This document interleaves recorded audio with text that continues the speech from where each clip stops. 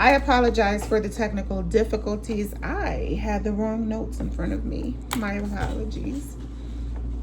I had to go into my email and get the appropriate notes for tonight's live. For those of you who do not know, I am Nurse Tia. I am a 24-year veteran nurse and entrepreneur, and my goal is to give every CNA, LPN, RN, and ARNP the tools that they need to become their own bosses and control their license. Tonight is going to be a little different tonight, but I promise you it's going to tie into nurse independence eventually. So if you're a CNA, LPN, or RN, this room is for you. If not, have a wonderful evening, or at least like the live and sit quiet. So tonight, what I would like to discuss with you is documentation. Believe it or not, documentation is not just for nurses. Okay, this ties into your professional life and your entrepreneurial life in more ways than you think. In my opinion, nurses who document well tend to be more organized and just more well-rounded as far as the ability to take care of many things at one time, which is, the whole multitasking level of nursing that's what we do. We multitask all day, from the moment you walk onto the unit until the moment that you leave. Now, documentation habits that protect your license and can help build your business all at the same time. Believe it or not, they do. So let's talk about it, shall we? All right. I don't think documentation gets the respect that it deserves. Most nurses look at charting as something that they have to do to get through before they can go home. Most of the time. I, however, look at documentation differently. Documentation tells a story. It tells a story to whoever is reading the documentation. It protects your patient. Documentation protects the next nurse. Documentation protects your license. And believe it or not, the same habits that make a great nurse can also make a great business owner. Go with me down the rabbit hole. Tonight I want to talk about the biggest documentation mistakes that I see nurses make all of the goddamn time. All of the time. And then I want to show you why this conversation goes way beyond nursing. And it does. Trust me. All right. So get out your pens, papers, and crayons, chalk, whatever you choose to write with. And let's get into it. All right. So if I am working and I finish reading a note and I still don't know what the fuck happened, your note failed. Basically, you should be answering when you're documenting on your patients or on a situation that happened on your unit at whatever time. You should be answering all of the core questions: the who, what, when, where, why, what did you do, what was your intervention, and what was the response to the intervention. It's the same thing as when you give a patient a PRN pain pill, right? You're going to go back in and you're going to assess how the pain pill worked. Did it work? Didn't it work? What other interventions did you use? Did you do anything before you offer the pain medication? Did you change their position? Did you decrease the environmental stimuli? Yada, yada, yada. You get what I'm saying? So you need to answer the who, the what, the when, the where, the why. What did you do, which is your intervention, and what was the response of your intervention? All of those questions need to be answered in your documentation notes. Got it? This is going to carry over into your life, believe it or not. If another nurse reads your note tomorrow, they should understand exactly what happened. Your note should paint a mental picture in the mind of the reader. So don't leave pertinent information out of the note. At the same time, don't add information like your personal feelings, your judgments. Don't add that into your nursing note either. And believe it or not, it's the same thing in your professional life as far as entrepreneurship. Keep it subjective. objective, not subjective. Alrighty, so what we tend to do with our nursing notes is leave off the response of the patient, the resident, the client, the customer. You leave the response off. That's got to stop. We need to, that is the completion of the note, the response of the patient, the customer, the client, the resident. That is the completion of your note.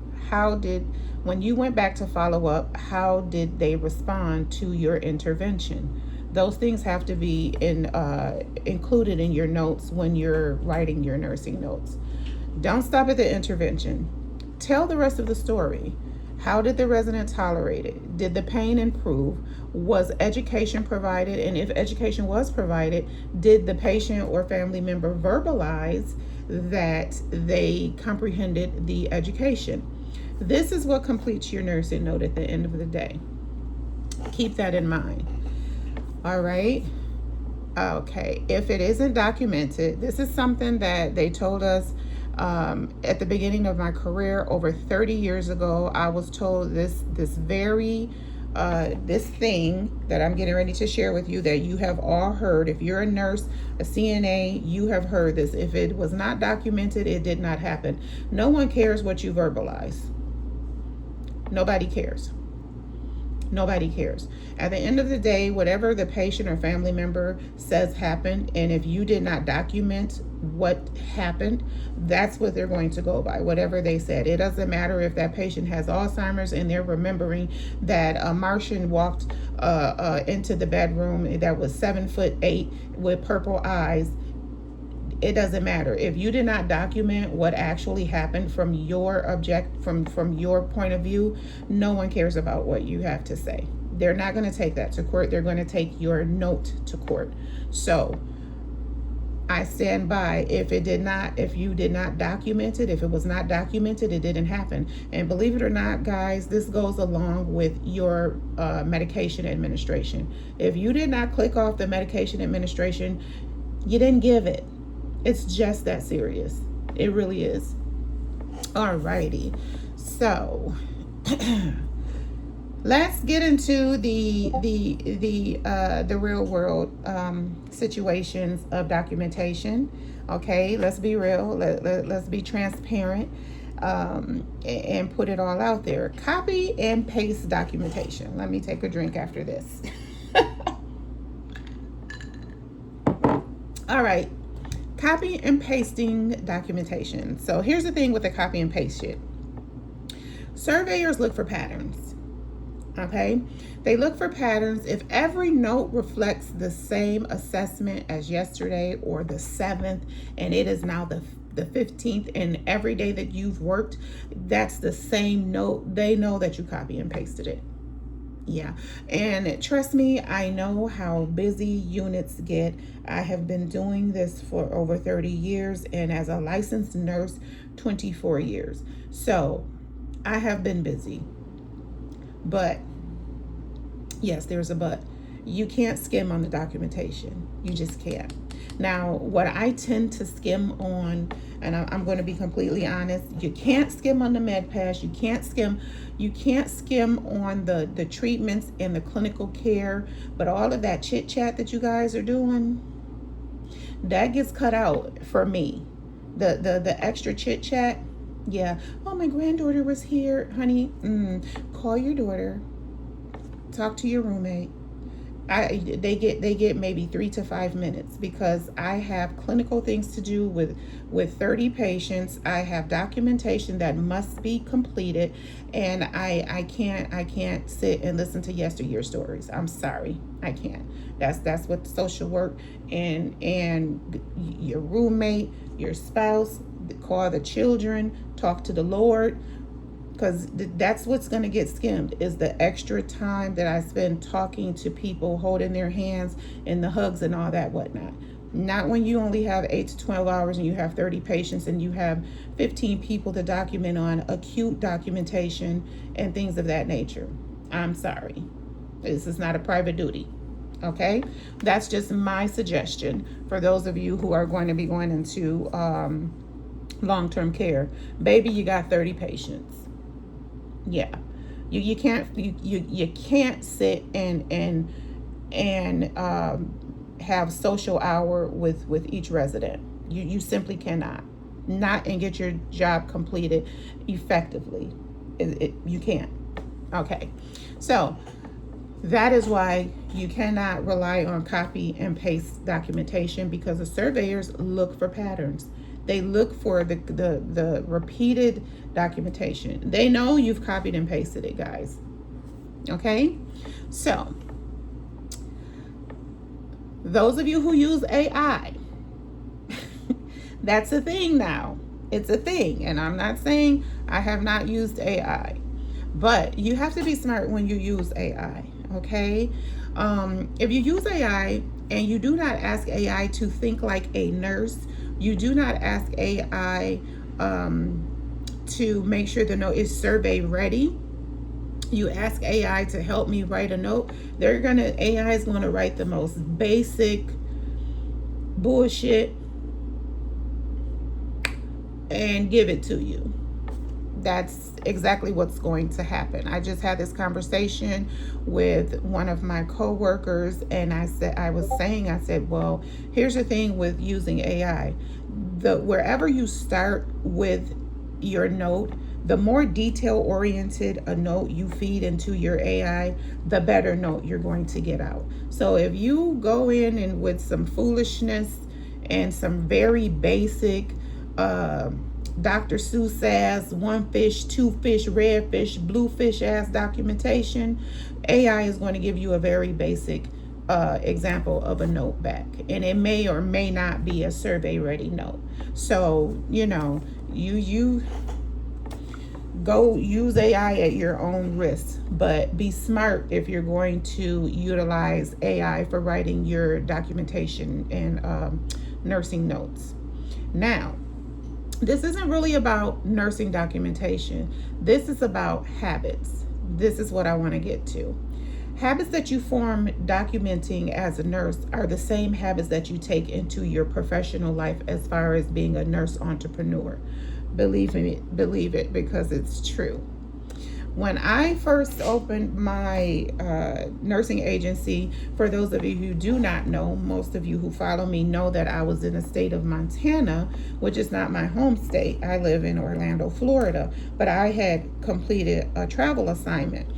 And I kind of fell through the cracks. My next assignment didn't start up. I didn't want to leave. And I was unhoused at the time that I started my agency. But my records were impeccable. Everything was kept up. All of my CNA hours, all of my the hours and things that were owed to me, I kept perfect records. And I believe it's because I am I do a good job at documentation as a nurse. I feel as though that is that is probably 50% of the job is your documentation skills. And when you take those skills outside of the nursing world and into the world of entrepreneurship, it's just going to benefit you all the better. Documentation isn't just charting. It's your license, it's your certifications, it's your CEUs, your tax records, your invoices, keeping up with your insurances, your contracts, your business paperwork, all of the things above. Documentation is generally a life skill. So it's something that you really have to master. You have to become a master of documenting. And that's across the board for nursing, of course, and for life in general. It's professionalism, it's communication, and it's accountability, all wrapped up in one. All right, so these are things that you need to keep in mind, whether you're protecting your nursing license or building your own business. One habit will always serve you well, and that is documenting and staying organized. Always. It will never fail you. It's never failed me. I've known nurses that probably should have been terminated, but they were not terminated because their documentation skills were so impeccable. That is what I learned early on in my career, working behind this one nurse. I was in Detroit, and she was just awful, awful, awful, awful. Clinically, just awful. I mean, never completed a task, never completed a med pass, never completed her treatments, wound care. And we worked, that particular floor was a mental health floor, so there was tons of behaviors. And at this time, the state was not so strained as far as medicating patients. So there was no reason for our patients to have that many behaviors, because they had the creme de la creme of Skittles that they could have received, but she just wasn't giving them. But I spoke with a manager about it, and back then we didn't have electronic documentation. We had the charts that you had, the great big charts, and we had to literally write in them. She pulled out one of the charts, opened up the chart to a page of documentation, and we read it, and I was like, oh gosh, who is that? It's her. I couldn't believe it. I mean, flabbergasted. Could not believe it. I said, so what you're saying is that because she documents so well, and by the way, she's not doing any of this shit, that is why she still has a job.